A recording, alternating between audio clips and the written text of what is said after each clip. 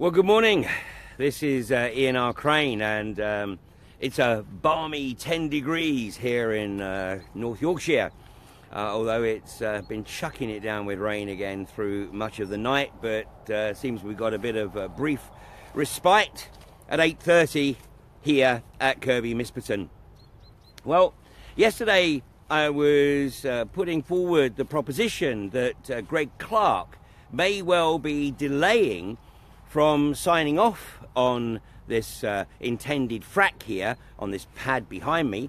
And as I explained yesterday, and hopefully people have done the research, this is an incredibly rammed pad. It's far too small for what Third Energy are trying to do here. And of course the good news of that is that if they do go ahead with the frack and they do get a reasonable return without actually screwing up somewhere along the line, then they will probably want to come back here and drill a horizontal well, and then at least one, and then frack that well, in which case they will have to expand the pad, which will of course have to go through the appropriate planning process. So yeah, there's many opportunities to still shut down this pernicious abomination from being unleashed beneath this country. And I know a number of people have written to Greg Clark. We put his email addresses underneath the YouTube version of yesterday's live stream, and also under a number of the Facebook posts. So thank you for those who have written to Greg Clark to express your concerns about this. And hopefully Greg Clark's raft of experts that he will have drafted in to go through the documentation will actually be open, honest, and truly recognise that despite the fact that the government wants a particular response from them, that they will uphold their scientific integrity and instruct or advise Greg Clark that this should not be permitted to proceed. Well, another possibility, of course, is that Greg Clark is actually waiting for Justice Morgan to release his verdict regarding the INEOS injunction. Now, although Third Energy are not covered by that injunction, we're certainly not here at Kirby Misperton, although their other well site at Eberston Moor, which was a joint venture with Moreland Energy, which has now been acquired by INEOS, has injunction notices posted all the way down the approach track to that well site. But it would not apply here unless INEOS took an interest, a financial interest in this site. And frankly, even if they do, then that is a prima facie opportunity to absolutely challenge the legality of a ruling that is in favour, if it turns out to be in favour of INEOS. And I think if Justice Morgan does give INEOS the benefit of the verdict, then I think libertarian organisations from right across the country will realise that this is a full-front attack on the fundamentals of democracy, not least Articles 10 and 11 of the European Human Rights Convention, which are embedded into British law under the Human Rights Act of 1998. So if that ruling does go in INEOS's favour, I think it will absolutely escalate the awareness of what is being attempted exponentially. And it certainly isn't going to be taken lying down, or maybe it is. Maybe that's exactly what we have to do, to actually lie down and demonstrate that there is not going to be any injunction initiated by the corporations. And, as I started to elucidate on yesterday, unfortunately, it's not just the corporations. We now know that the government and the police colluded with INEOS, and actually, it seems, put forward the recommendation that INEOS pursue this avenue to try and get the injunction to sort of force through this corporate agenda. Now, as I've made the observation before, I know it's an extremely emotive term, but it's a fact, and that is that if a raft of legal rulings are introduced which are effectively riding roughshod over existing legislation, then we will be on the cusp of the fascist state, because the definition of fascism is government by corporations, and that's effectively where we're heading. So if Greg Clark is waiting on that announcement from Justice Morgan, well, I'm not sure that that's necessarily going to work in Third Energy's favour. It might actually be completely detrimental to them, because, as I say, it will raise awareness absolutely exponentially. And as you know, we always encourage, it's really, really important that people do their own research, because you know the government and this industry relies on people just not having the time, even if they have the inclination, to actually do their research, to look at the bigger picture, to look at what is occurring here. And I think the other aspect to this that the British government is keeping in reserve right now, and that is that there's not a lot of media coverage on what's occurring in the Middle East, in Saudi Arabia. So we've got Saudi at absolute loggerheads with Qatar. Obviously we got Saudi bombing the crap out of the Yemen, primarily thanks to massive arms sales from the UK. So we have a government that is literally complicit in illegal war, but we've known that for a long time. And of course we have the Saudi Arabia declaration of war on the Lebanon. So the Middle East is potentially in turmoil, and of course that doesn't, I haven't even mentioned yet, the coups that are going on in Saudi Arabia as the ruling family try and cull the opposition within the kingdom. Now the price of oil right now is, I think, $55.99, so 56 bucks effectively, but this is still at least $20 a barrel below what would be viable for the abstraction of unconventional hydrocarbons here in the UK. Now, the reason I think that there's not too much coverage in the British media, I think some of the the Guardian has run a few articles in it, but there's nothing in the right-wing press. And primarily, of course, it's because I think that the British government is a little nervous about people realising that much of what's going on in the Middle East has been facilitated through the sales of armaments from this country. And obviously it's a country that has no conscience. We don't have very much manufacturing left in this country, and what we do have, unfortunately, is primarily destructive. So what you can expect is the British government at some juncture to effectively open the floodgates to the right-wing media and say, okay, now's the time, let's make a big deal about what's going on in the Middle East, and let's push the energy security agenda and try to undermine the opposition to unconventional gas, because we need it for energy security.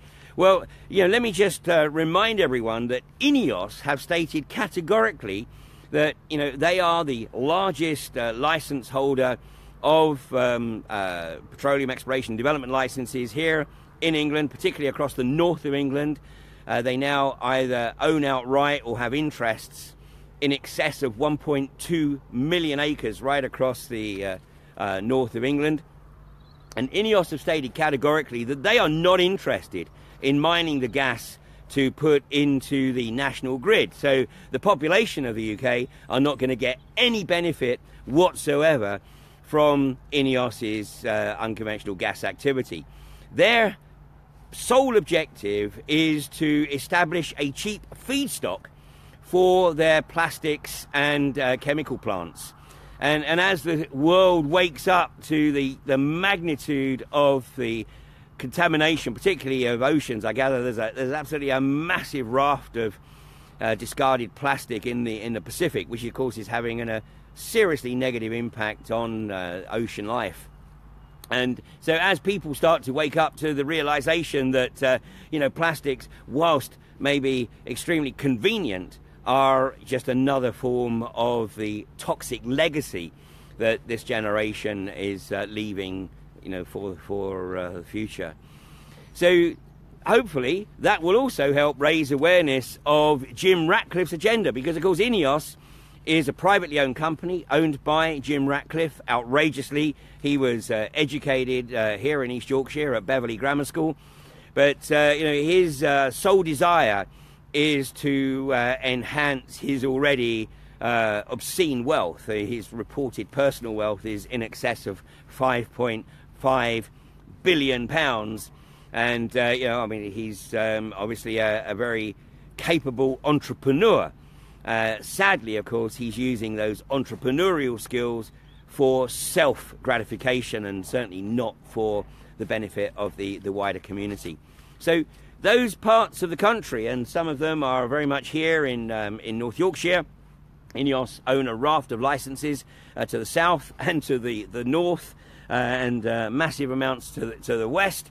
And so those communities, you know, please be very aware that you are being targeted by INEOS, by Jim Ratcliffe, purely so that he can enhance his personal wealth by reducing the cost of raw materials for their manufacturing facilities.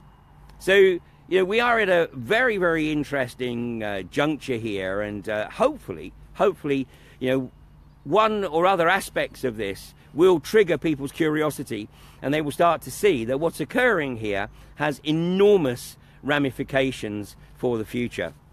Now, another method by which the British government, of course, is trying to secure people's silence and acquiescence is effectively through bribery. And, of course, this has been discussed a number of times over the past few years, and the amounts of money that are being discussed are increasing all the time. And in fact, Quadrilla and Third Energy have put out communications to the local community saying, you know, we're seeking input as to how this money is spent. Well, the reality is that, you know, whatever money there is literally just dug up from their increasing piles of debt. And, you know, let's very much understand that nothing is free. There's no such thing as the proverbial free lunch. And what the intention here is to effectively not just buy the silence and the acquiescence, but effectively get a disclaimer from any future claim against this industry or the government or the local authority should things go seriously wrong. And this behind me, in my opinion, is literally a disaster waiting to happen.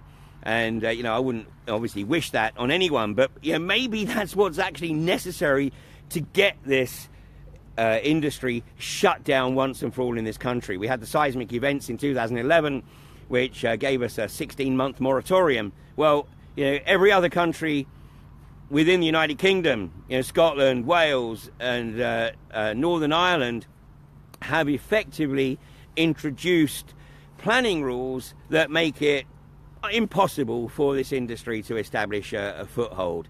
And you know, it is really now just down to the people of England to get a full house and shut it down right across the UK.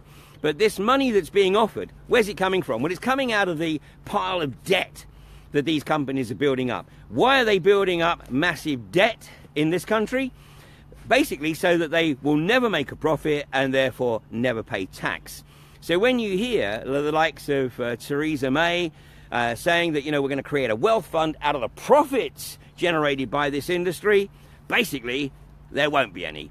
And you know, just take a look on companycheck.co.uk, punch in the name of the company, and you will see their last reported financial status. And you will see that pretty much without exception, INEOS obviously has a very interesting corporate structure, so they're able to hide a lot of the debt that they use to facilitate their activities. But the smaller companies like Third Energy, like iGas, like Quadrilla, then although Quadrilla is a private company, but partly owned by AJ Lucas, and you take a look at where AJ Lucas is at, and these companies are not in good shape. In fact, if you or I owned these companies, then, you know, there's no question the banks would be calling in the loans, and we would effectively be driven into insolvency.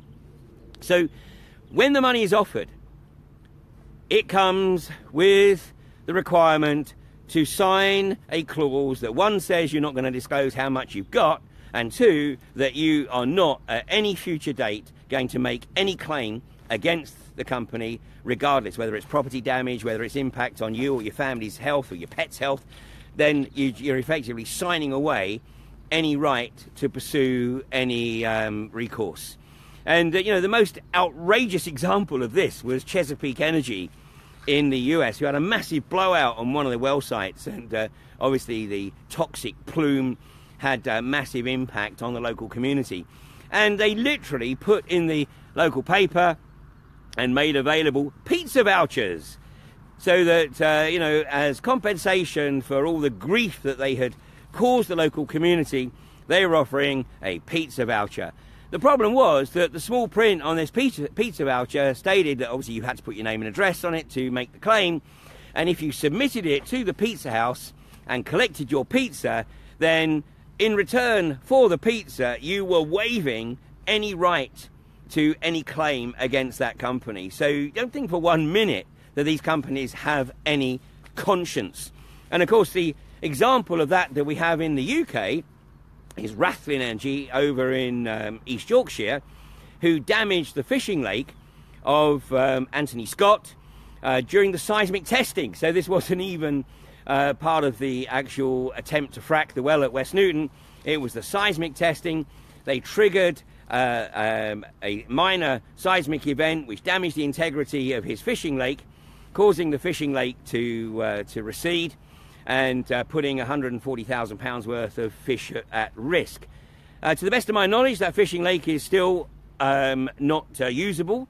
Rathlin Energy, of course, did initially acknowledge that they were responsible and that they agreed verbally that they will take full responsibility for the reparations, actually getting Yorkshire Water to pump water into the lake on a short-term basis. Unfortunately, of course, the water's chlorinated, so fish don't like that too much, so there had to be a limit to how much water went in. But then, after all the heat had died down, Rathlin Energy welched on that arrangement and said, you know what, actually, we might not have been responsible, so see you in court. So now, nearly 3 years on, there has still been no resolution to this. And of course, Rathlin Energy, again, you know, owned by an offshore company, a parent company is Sutherland Holdings, which is based in Jersey. So once again, no possible profit being achieved in this country. Everything effectively going offshore. But David Montague Smith and Rathlin Energy have absolutely refused to acknowledge any responsibility for that damage to Anthony Scott's lake and, of course, his business. Now, meanwhile, in an attempt to keep another landowner quiet, Rathlin Energy did acknowledge that they had caused damage to some, I think, about 10 log cabins on a holiday estate in the area, and in an attempt to maintain cordial relations with a much larger landowner than Anthony Scott, they agreed to pay the reparations. And I absolutely have that as fact, because I had a conversation with the land manager of that estate. He confirmed for me that Rathlin Energy had indeed made those payments, and his comment was, so I consider them to be a good neighbour. I mean, regardless of the fact that they caused the damage, they paid for it. But a small private business owner, Anthony Scott, to this day, after 3 years, is still trying to get reparations through the courts. So if you're expecting an industry to rock up on your doorstep that actually is seeking to benefit the local community, think again. There are only 2 industries which as I'm aware of, which effectively attempt to bribe the local communities into silence and acquiescence, and that's the nuclear industry and the unconventional gas industry. And of course there may be a correlation, because as I have addressed now on numerous occasions, Professor Fergus Gibb at Sheffield University is on point working on the research to use deep boreholes such as this 10,000 feet well behind me as disposal facilities for toxic nuclear waste.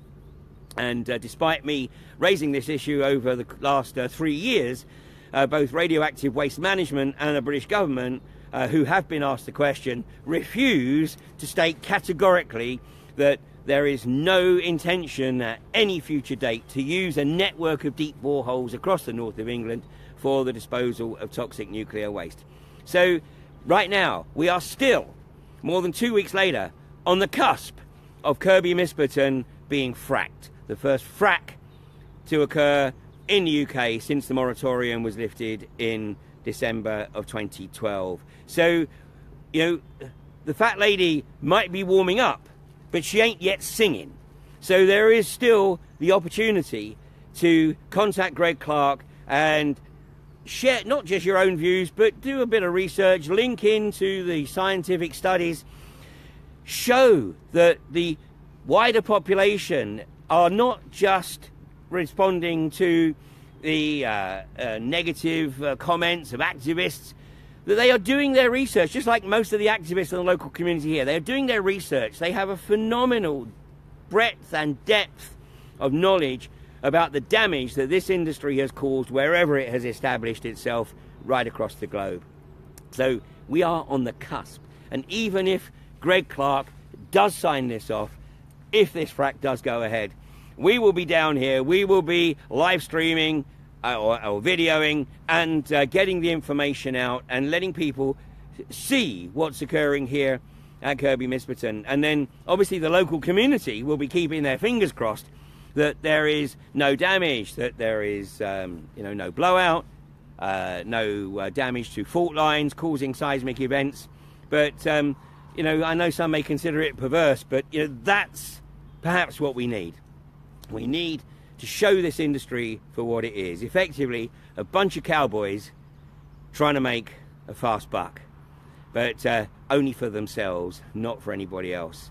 So please do your own research, and I appreciate the gods holding off the rain briefly, while I'm standing here in the field adjacent to the well site at Kirby Misperton.